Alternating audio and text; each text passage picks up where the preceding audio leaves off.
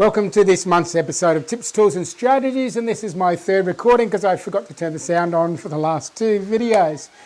So welcome to this episode where I'm going to talk about not blaming the bug, and we'll get into exactly what I mean by that very shortly. This also might go for a little bit longer than my normal 5 minutes. It's just a topic that needs a little bit more context to get to the message that I truly want to get across to you. If you like this at the end, give it a thumbs up, subscribe, free workshop down below, and also sign up for my weekly newsletter where we keep things super practical. So let's keep the practical theme going and let me get into what message I want to get across here. So first, my background. I've been in this trying to understand or better understand physical and mental health for the last 27 years or so, and full-time in the profession of coaching for the last 18 years, specifically diving into that. I've done training courses, neuro-linguistics programming, hypnotherapy, done a lot of deep work and retreats, immersions with Dr. Joe Dispenza, yoga, hundreds of books, lots of different stuff. To say that, and work with hundreds of clients over the last 18 years.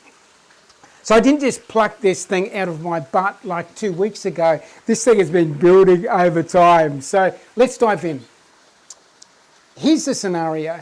So have someone come up to me and they're telling me the story about how they went on holidays and they caught a bug, inverted commas, picked up something in the first couple of days of their trip, and they were sick with cold and flu symptoms for 2 or 3 days, coughing stuff up, sweating, weird dreams, bit feverish and that sort of stuff, and after 2 or 3 days they come good and enjoy the rest of their holiday. And they would tell the story about, oh yeah, I got sick, I picked up a bug or picked up something or caught something. Maybe it was on the plane, maybe it was, wherever. New country, I picked up something. And then I talk to this person, I say, what were the weeks like leading up to your holiday? And they start telling about the 7 weeks of punishment in their job where they're trying to get a project across the line, super stressed out, stress response going off, left, right and centre, cortisol, adrenaline, gut was like tightened up, so trouble digesting stuff, weren't sleeping well, probably weren't eating well. And then they sort of round their story up, and then I went on holidays and caught the bug, how's my luck going?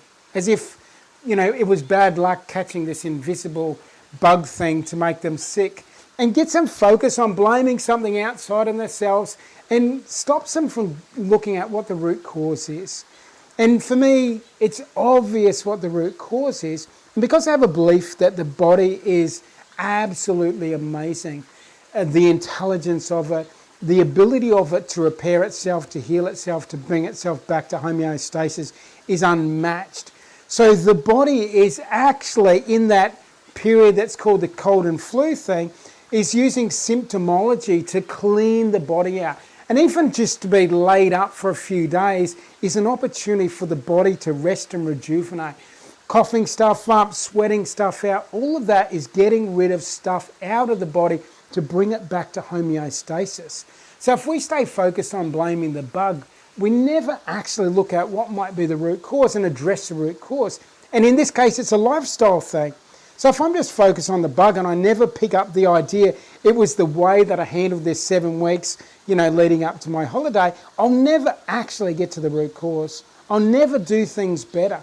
If I acknowledge, it was probably that 7 weeks of doing, terrible stuff for my body that caused my body to shut down for a few days until it got back on track again, I'll never address that stuff. So that's been my experience. People don't understand or acknowledge the influence that the mind, emotions, and the nervous system, which expresses those things, has on the physical health of the body. We're fixated on this idea we need to find a physical cause. And if we can't find a physical cause, we start making up stuff about invisible things. I've had a personal project, because I've been introduced to terrain theory years and years ago. I've been trying to catch the flu or cold off someone who was sick. So for the last 15 years, I've been hugging and kissing and breathing in, breathing on, touching, being around people that have a cold or flu, and I've never once caught it. What I've found is if ever I've had cold or flu symptoms, in inverted commas, it's as a result of I've been super stressed out, or I haven't been taking care of myself, or I've been eating extremely poorly, or poor sleeping, that sort of stuff. I'm more interested in what is really going on in addressing that rather than blaming something outside of ourselves. That doesn't help us. That doesn't take us up to the next level. That disempowers us even. So the other thing I recommend is there's a great book called Can You Catch a Cold? It's up on one side of me by Daniel Reuters, and it's looking at the research that is inconclusive about the theory of contagion. So many research studies have been done where they haven't been able to prove that an unhealthy person, a sick person, makes a healthy person sick. They've been unable to conclusively prove it in the most amazing things. And, read the book, you'll find out more about it. I could go into a lot more detail, but I want to keep this relatively short. So I encourage you to read that book.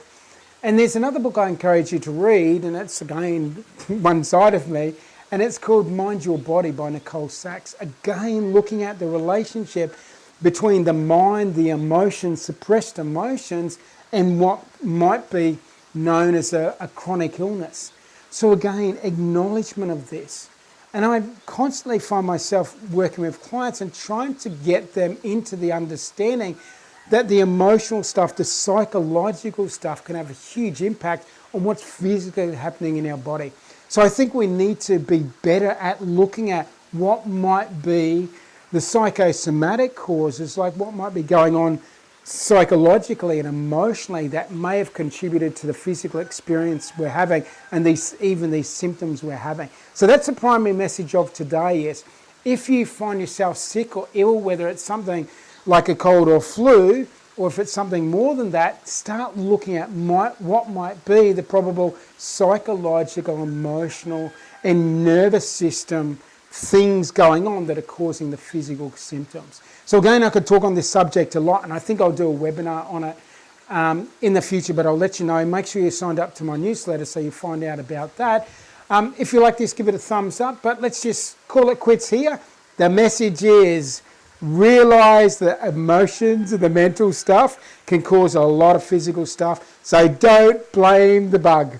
Okay, there's the message. Have a fantastic day wherever you are on this gorgeous, incredible planet of ours. All the very best and take care.